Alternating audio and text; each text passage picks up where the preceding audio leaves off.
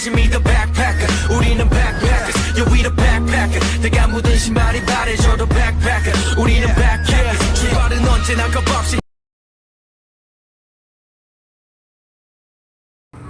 Halo teman-teman, ketemu lagi nih sama aku Diah Ayu Nimas Retno Asih dengan NIM 241002. Aku dari Prodi D3 Akuntansi. Oke, kali ini aku bakal ngejelasin tentang materi perpajakan, yaitu dengan materi pajak daerah dan retribusi daerah.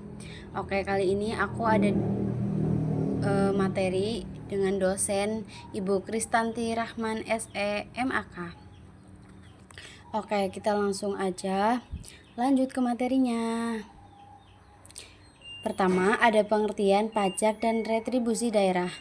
Teman-teman udah pada tahu belum sih tentang pajak dan retribusi daerah? Pajak daerah yaitu kontribusi wajib yang dikenakan tanpa imbalan langsung dan hasilnya juga digunakan langsung, teman-teman. Kemudian ada retribusi daerah, yaitu pungutan atas jasa fasilitas yang diberikan oleh pemerintah daerah. Kemudian kita lanjut ke slide selanjutnya. Kemudian ada jenis-jenis pajak daerah, dibagi menjadi dua, yaitu pajak provinsi dan juga pajak kabupaten atau kota. Pajak provinsi sendiri yaitu ada pajak kendaraan, pajak bahan bakar, pajak permukaan air, ada pajak pokok, dan juga biaya balik nama kendaraan. Kemudian ada pajak kabupaten atau kota, yaitu pajak hotel, restoran, hiburan, dan juga reklame. Kemudian ada pajak penerangan jalan dan parkir. Kemudian ada pajak bumi dan bangunan atau yang biasa kita sebut dengan PBB. Dan terakhir ada biaya perolehan hak atas tanah dan bangunan atau yang biasa kita sebut PBHT ya teman-teman. Oke, kemudian ada jenis-jenis retribusi pajak. Ada 3 ya teman-teman, yaitu retribusi jasa umum, retribusi jasa usaha, ada retribusi perizinan. Retribusi jasa umum yaitu pelayanan kesehatan, sampah, dan lain-lain. Retribusi jasa usaha yaitu ada pasar, terminal, dan tempat rekreasi. Kemudian yang terakhir ada retribusi perizinan, yaitu izin mendirikan bangunan dan izin operasionalnya. Kemudian ada mekanisme pemungutan. Mekanisme pemungutan dibagi menjadi 2, yaitu pajak daerah dan retribusi daerah. Pajak daerah 1. Wajib pajak mendaftar dan mendapatkan NPWPD. Kedua, pemerintah daerah menentukan besaran pajak. Ketiga, wajib pajak membayar sesuai ketentuan. Kemudian ada retribusi daerah. 1. Masyarakat mengajukan permohonan layanan. Kedua, pemerintahan menentukan tarif retribusi. Ketiga, ada pembayaran dilakukan sebelum atau setelah layanan diterima. Lanjut ke materi selanjutnya, yaitu ada perbedaan pajak dan retribusi. Apa sih pajak dan retribusi, teman-teman? Oke, kali ini kita akan bahas satu persatu ya. Yaitu ada 1, pajak sendiri. Pajak sendiri yaitu pajak bersifat wajib tanpa imbalan langsung. Sedangkan retribusi dikenakan sebagai imbalan atas jasa atau fasilitas. Kemudian ada retribusi. Retribusi yaitu pajak lebih luas cangkupannya. Sedangkan retribusi hanya berlaku untuk layanan tertentu, teman-teman. Jadi udah tahu ya perbedaan pajak dan retribusi. Oke, kita lanjut. Peran pajak dalam pembangunan daerah. 1. Menandai layanan publik lokal. Contoh, pendidikan, kesehatan, infrastruktur, jalan, dan penerangan jalan umum. Kedua, ada mengurangi ketergantungan pada dana pusat, yaitu daerah bisa lebih mandiri dalam perencanaan dan pelaksanaan program pembangunan. Ketiga, mendorong pemerataan pembangunan antar wilayah dengan penerimaan pajak. Daerah terpencil dapat membiayai pembangunan sesuai potensi dan kebutuhan lokal. Jadi gitu ya teman-teman, ada 3 ada mendanai layanan publik lokal. 2, mengurangi ketergantungan dana. Yang ketiga, oke, kita lanjut. Peranan retribusi daerah dalam pembangunan daerah. 1, pembiayaan langsung terhadap pelayanan publik seperti pengelolaan pasar, terminal, parkir, atau pengangkutan sampah. Kedua, ada meningkatkan efisiensi layanan pemerintah daerah. Ketiga, ada pemberdayaan sektor informal dan UKM dengan retribusi pasar atau izin usaha. Pemerintahan mendukung aktivitas ekonomi lokal yang produktif.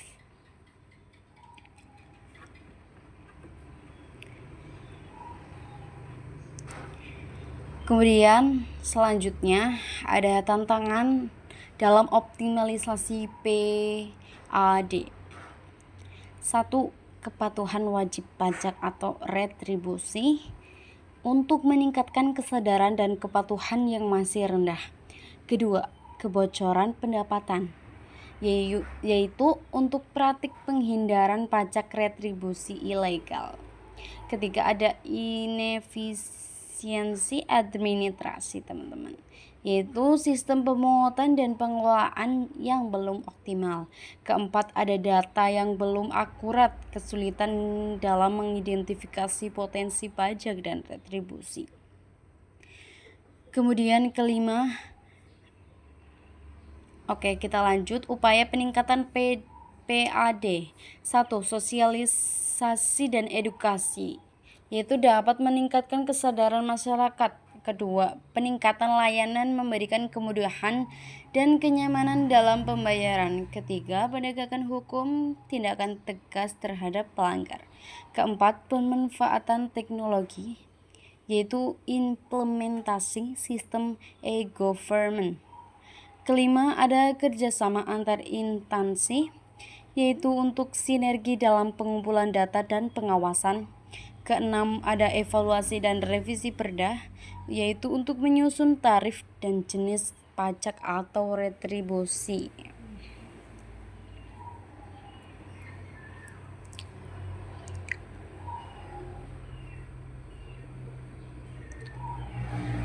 Baik, selanjutnya ada hukum mengenai pajak, teman-teman. Jadi ada hukumnya juga ya. Pertama, ada hukum undang-undang perpajakan di Indonesia secara garis besar diatur oleh UU KUP, ketentuan umum dan tata cara perpajakan, dan UU PPH, pajak penghasilan sebagai undang-undang pokok. Selain itu, terdapat undang-undang lain yang mengatur jenis pajak spesifik seperti Undang-Undang PPN, Undang-Undang Bea Materai, dan Undang-Undang PBB.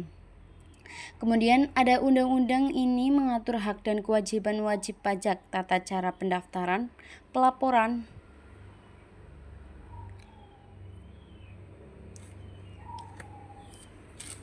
kemudian ada jenis-jenis retribusi pajak. Retribusi jasa umum, yaitu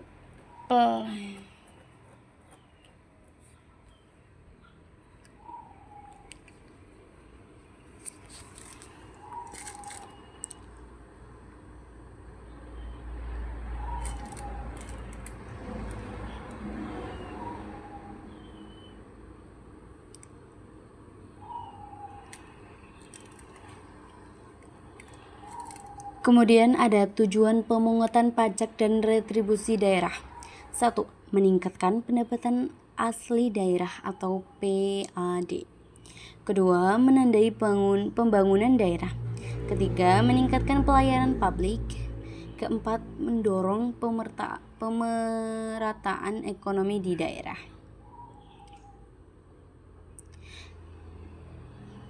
Kemudian ada tantangan dan solusi pemungutan.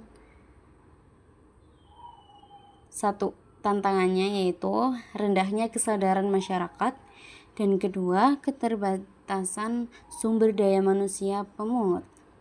Kemudian dengan solusinya, 1, digitalisasi pajak. Kedua, edukasi publik. Ketiga, insentif. Kemudian ada mekanisme pemungutan. Mekanisme pemungutan dibagi menjadi 3, yaitu 1. Ditentukan melalui perda. Kedua, bisa manual atau digital. Ketiga, melalui UPT atau Bapenda ya teman-teman.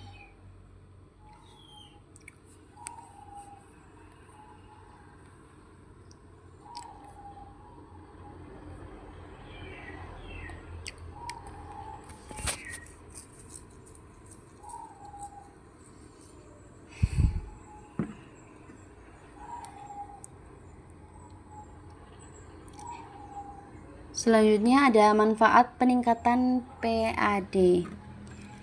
1. Pembangunan infrastruktur.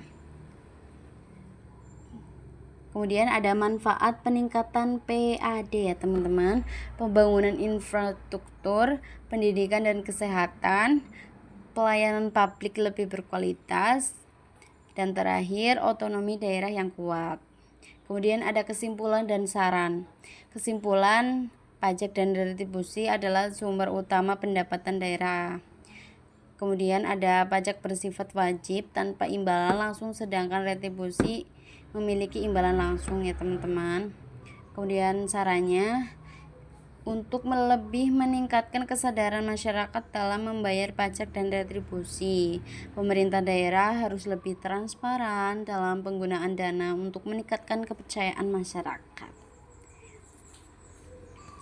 Mungkin gitu aja ya teman-teman. Sekian, terima kasih dari presentasi saya. Apabila ada tutur kata yang tidak berkenan, saya mohon maaf. Terima kasih.